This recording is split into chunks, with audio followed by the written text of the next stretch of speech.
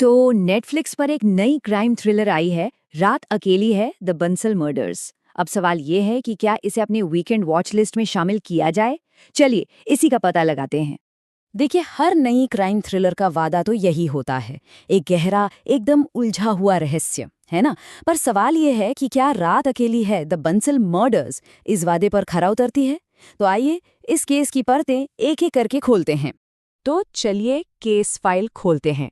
सबसे पहले एक नज़र डालते हैं कि आखिर द बंसल मर्डर्स की कहानी है क्या, और इसमें ऐसा क्या है जो इसे खास बनाता है। फिल्म में है नवाजुद्दीन सिद्दीकी, जो एक बार फिर से इंस्पेक्टर जटिल यादव के रोल में है, और इस बार वो एक पूरे परिवार के सनसनीखेज मर्डर की गुत्थी सुलझा रहे हैं। हाँ, एक बात साफ है, ये 2020 वाली रात अकेली है का सीधा सीधा सीक्वल नहीं है। लेकिन हाँ, वो जो माहौल था, वो गहराई, सत्ता, पैसा और सच के बीच की वो खतरनाक जंग, वो सब यहाँ भी देखने को मिले। तो अब आते हैं इस बात पर कि जो क्रिटिक्स हैं, मतलब जो फिल्म समीक्षक हैं, उन्हें इसमें क्या पसंद आया। आखिर फिल्म की ताकत क्या है।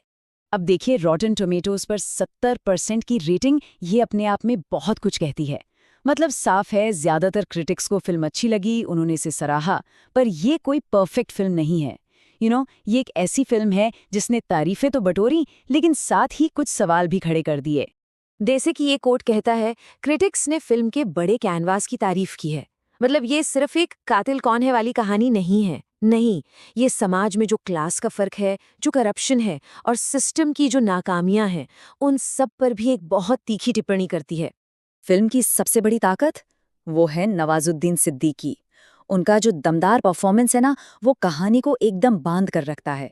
और सिर्फ वही नहीं, दीप्ति नवल और रेवती जैसे दिग्गज कलाकारों ने भी किरदारों में सचमुच जान डाल दी है। फिल्म थोड़ी स्लो है, हाँ, लेकिन यही धीमी गति एक ऐसा तनाव भरा माहौल बनाती है जो देखने वालों को धीरे धीरे अपनी पकड़ में ले लेता है। लेकिन हर सिक्के का एक दूसरा पहलू भी तो होता है।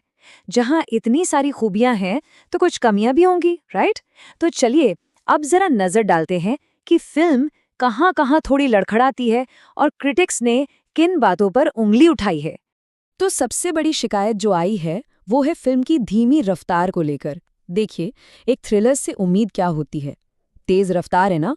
पर यह फिल्म बहुत धीरे धीरे आगे बढ़ती है, और इसी वजह से कुछ लोगों को ये थोड़ी बोरिंग लग सकती है और शायद रहस्य थोड़ा कमजोर भी पड़ जाता है। इतना ही नहीं, फिल्म का जो एंड है वो भी कुछ लोगों को थोड़ा फीका लगा। मतलब जो क्लाइमैक्स था वो उतना धमाकेदार नहीं था जितनी उम्मीद थी, और कहानी में कुछ सवाल वो बस अधूरे ही रह गए। तो जाहिर है थोड़ी निराशा तो हुई। ठीक है, तो क्रिटिक्स की राय तो हमने जान ली, लेकिन आम ऑडियंस का क्या कहना है। यहाँ पर कहानी थोड़ी अलग हो जाती है, क्योंकि इस फिल्म को लेकर दर्शक एकदम बंटे हुए हैं। रेडिट पर जो बातें चल रही हैं, उनसे ये साफ पता चलता है।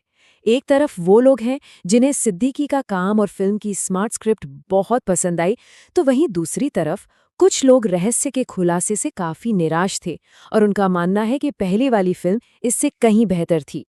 तो इतनी सारी बातें सुनने के बाद सवाल अब भी वही है, क्या ये फिल्म देखनी चाहिए। चलिए इस सवाल का जवाब ढूंढने की कोशिश करते हैं। ये चेकलिस्ट शायद थोड़ी मदद कर सकती है। अगर कोई ऐसा है जिसे कहानी के ट्विस्ट से ज्यादा दमदार एक्टिंग देखना पसंद है, या जो स्लो बर्न यानी धीमी गति से माहौल बनाने वाली फिल्मों को एंजॉय करता है, और हाँ, अगर किसी को ऐसी थ्रिलर पसंद है जो समाज के मुद्दों पर भी बात करे, तो फिर ये फिल्म जरूर देखनी चाहिए।